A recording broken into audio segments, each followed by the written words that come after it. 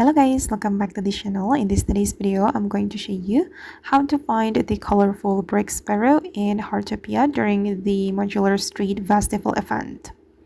Okay, first of all guys, you need to go to the Anen Mountain and find this bird watching device, and you're going to start the special brick bird event.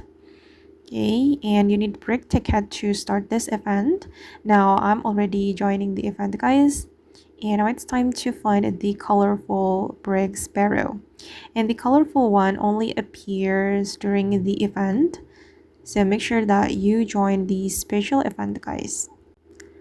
Okay, and finally, I can meet this bird, the colorful brick sparrow. Then I'm going to show you guys my bird watching diary so I can show you more information about the colorful brick sparrow.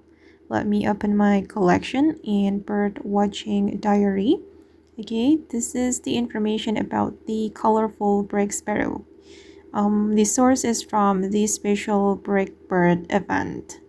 Okay guys, and that's how you can capture the colorful brick sparrow in Heartopia. I hope this video will be useful for you. Thank you so much for watching and bye!